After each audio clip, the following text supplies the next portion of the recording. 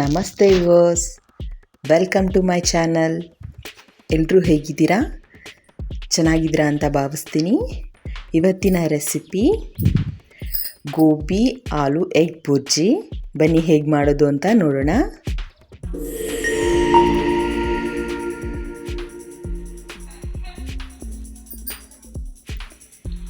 ಮೊದಲಿಗೆ ಇಲ್ಲಿ ನಾವು ಆಲೂಗಡ್ಡೆ ಮತ್ತು ಗೋಬಿನ ಸಣ್ಣದಾಗಿ ಹಚ್ಚಿಟ್ಕೊಂಡು ಅದನ್ನು ಅರಿಶಿಣದಲ್ಲಿ ನೀರು ಚೆನ್ನಾಗಿ ತೊಳೆದು ಎತ್ತಿಟ್ಕೊಂಡಿದ್ದೀವಿ. ಅದಕ್ಕೆ ಇಂಗ್ರೀಡಿಯೆಂಟ್ಸ್ ನೋಡ್ಕೊಳ್ಳಿ: ಮೊಟ್ಟೆ, ಈರುಳ್ಳಿ, ಶುಂಠಿ ಬೆಳ್ಳುಳ್ಳಿ ಪೇಸ್ಟ್ ಮತ್ತು ಅರಿಶಿಣ ಹಾಗೂ ಪೆಪ್ಪರ್. ಈಗ ಮೊದಲಿಗೆ ನಾವು ಗೋಬಿನ ಸಣ್ಣದಾಗಿ ಕಟ್ ಮಾಡಿ ಬಿಡಿಸ್ಕೊಂಡಿಟ್ಟಿದ್ದೀವಲ್ಲ, ಅದು ಮತ್ತು ಆಲೂಗಡ್ಡೆಯನ್ನು ಎರಡನ್ನೂ ಕುಕ್ಕರ್ಗೆ ಹಾಕಿ ವಿಜಿಲ್ ಹಾಕ್ಸ್ಕೊಳ್ಳೋಣ. ಸ್ವಲ್ಪ ಉಪ್ಪನ್ನು ಹಾಕಿ, ಚಿಟಿಕೆ ಅರಿಶಿಣ ಸಾಕು, ಸ್ವಲ್ಪ ನೀರು, ಎರಡನ್ನೂ ಹಾಕಿ ವಿಜಿಲ್ ಹಾಕ್ಸ್ಕೊಳ್ಳಿ.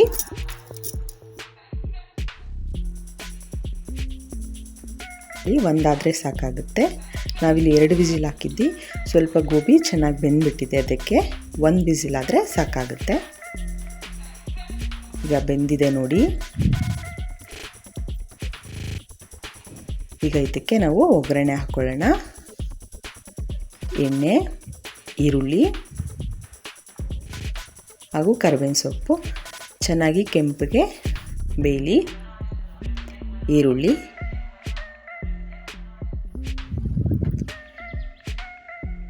ಇದಕ್ಕೆ ಸ್ವಲ್ಪ ಉಪ್ಪು, ಆಗಲೇ ಉಪ್ಪು ಹಾಕ್ಕೊಂಡಿದ್ದೀವಿ ನಾವು, ಅದಕ್ಕೆ ನೋಡಿಕೊಂಡು ಹಾಕ್ಕೊಳ್ಳಿ.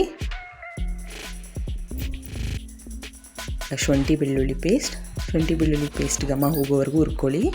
ಯಾರೆಲ್ಲ ಇನ್ನೂ ನಮ್ಮ ಚಾನಲ್ನ ಸಬ್ಸ್ಕ್ರೈಬ್ ಮಾಡ್ಕೊಂಡಿಲ್ಲೋ ಪ್ಲೀಸ್ ಸಬ್ಸ್ಕ್ರೈಬ್ ಮಾಡ್ಕೊಳ್ಳಿ. ಬೆಲ್ ಐಕನ್ನ ಕ್ಲಿಕ್ ಮಾಡಿ, ನಾವು ಹಾಕುವಂಥ ವೀಡಿಯೋಗಳ ನೋಟಿಫಿಕೇಷನ್ ನಿಮಗೆ ಬರುತ್ತೆ. ನೀವು ಮಿಸ್ ಮಾಡದೆ ವೀಡಿಯೋಸ್ನ ನೋಡ್ಬೋದು.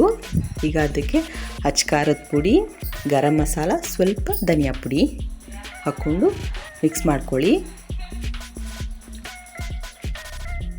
ತುಂಬ ಬೇಗ ಕೂಡ ಆಗುತ್ತೆ ಈ ಡಿಶ್ಶು. ವೆರೈಟಿಯಾಗಿ ಎಗ್ಗಲ್ಲಿ ಏನಾದರೂ ಮಾಡಬೇಕು ಅಂತ ಹೇಳಿದ್ರೆ ಇದನ್ನು ಟ್ರೈ ಮಾಡಿ. ಈಗ ನಾವು ಬೇಯಿಸಿಟ್ಕೊಂಡಿರೋ ಗೋಬಿ ಹಾಲನ್ನ ಅದಕ್ಕೆ ಮಿಕ್ಸ್ ಮಾಡ್ಕೊಳ್ಳೋಣ. ಬ್ಯಾಚುಲರ್ಸ್ಗೆ, ಮಕ್ಕಳಿಗೆ ಎಲ್ಲ ಈಸಿಯಾಗಿರುತ್ತೆ, ಮಾಡಿ ಕೊಡಿ. ಈಗ ಅದಕ್ಕೆ ನಾವು ಎಗ್ಗನ್ನು ಹಾಕ್ತಾಯಿದ್ದೀವಿ.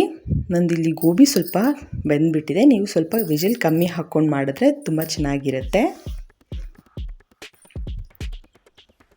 ಎಗ್ ಒಡೆದು ಹಾಕಿದ್ಮೇಲೆ ಅದನ್ನು ಸ್ವಲ್ಪ ಸ್ಲೋ ಫ್ಲೇಮಲ್ಲಿಟ್ಟು ತಿರುಗಿಸ್ತಾ ಇರಿ.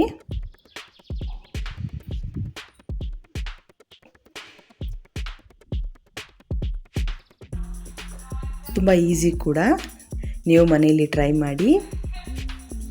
ಮಕ್ಳಿಗೆ ತುಂಬ ಇಷ್ಟ ಆಗುತ್ತೆ. ಎಗ್ ಅಂದರೆ ಎಲ್ಲರಿಗೂ ಇಷ್ಟ ಅಲ್ವಾ? ಈ ಥರ ವೆರೈಟಿಯಾಗಿ ಮಾಡಿದ್ರೆ ತುಂಬ ಚೆನ್ನಾಗಿರುತ್ತೆ. ಚೆನ್ನಾಗಿ ಮಿಕ್ಸ್ ಮಾಡ್ಕೊಳ್ಳಿ.